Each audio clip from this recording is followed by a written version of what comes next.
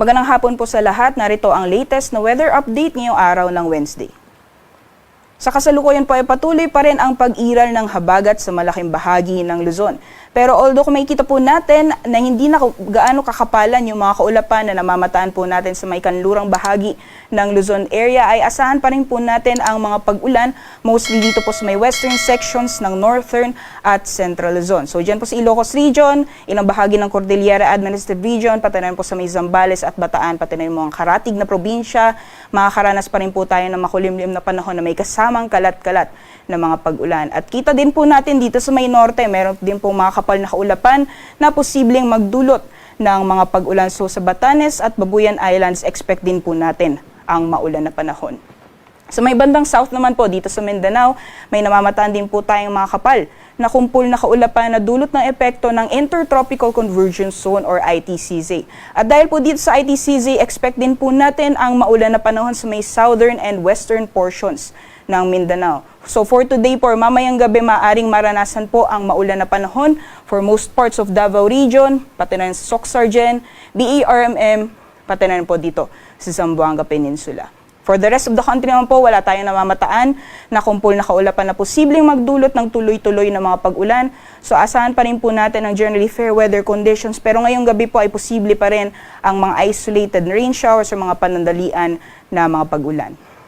Sa ngayon po ay wala naman tayong minomonitor na low pressure area o bagyo sa loob at labas ng ating area of responsibility, pero next week ay posibleng may sama ng panahon na posibleng makaapekto po sa malaking bahagi ng ating bansa. Kaya patuloy po tayong mag-antabay sa mga weather updates na ilalabas ng Pag-asa sa mga susunod na araw. So magiging lagay naman po ng panahon dito sa Luzon, unti-unti pong ihina ang epekto ng habagat dito sa Luzon. Kaya asahan pa rin po natin improving weather conditions over large parts of Luzon. Pero posible pa rin ang mga pag-ulan sa may western sections ng Central Luzon dulot ng epekto ng southwest monsoon o habagat. Kaya naman po si Zambales, pati na rin po yung mga karatig na probinsya ay maaaring makaranas pa rin ng mga pag-ulan dulot ng epekto ng southwest monsoon.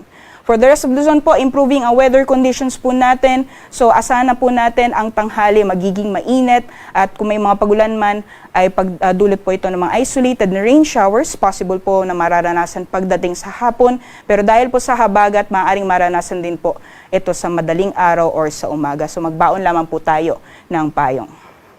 Temperature forecast naman po para sa Metro Manila ay nasa 33 degrees Celsius. Samantalang sa Baguio po, maaring umabot ng 24 degrees Celsius and 31 degrees Celsius para naman sa Tagaytay.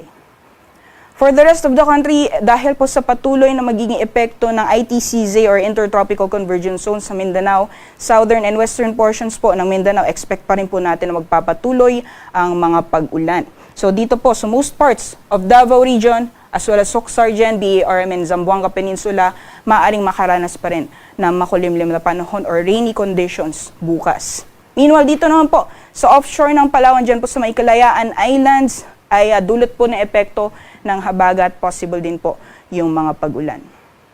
For the rest of the country naman po, for Visayas, most parts of Palawan, pati na rin po for the rest of Mindanao, generally fair weather po ang inaasahan natin. Kung may mga pagulan man is mostly mararanasan to pagdating sa hapon dulot po ng mga localized thunderstorms. So hindi po katagalan, possible po mula 15 hanggang 3 oras. 15 minutes hanggang 3 oras.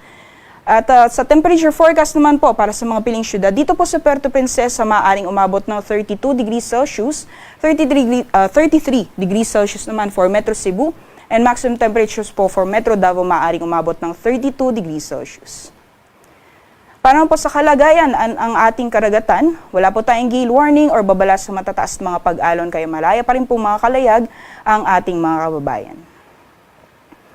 Sa mga susunod na araw po, or particularly hanggang sa darating na Sunday, ay improving po ang weather conditions or unti-unti pong hihina ang epekto ng habagat sa malaking bahagi ng Luzon.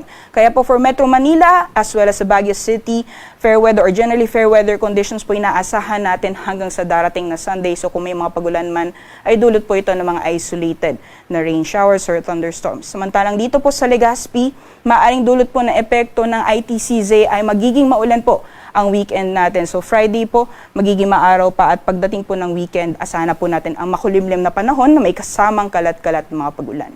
Metro Manila temperatures po mula Friday hanggang Sunday, maaring maglaraw na 25 hanggang 33 degrees Celsius, 16 to 25 naman for Baguio City, and for Legazpi City naman sa 25 to 33 degrees Celsius.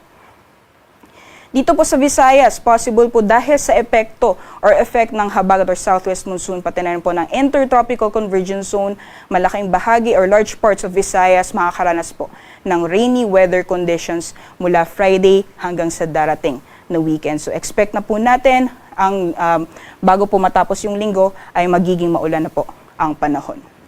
Metro Cebu temperatures po maglalaro na 26 hanggang 33 degrees Celsius. For Iloilo naman 25 to 31 and sa Tacloban po nasa 25 to 32 degrees Celsius.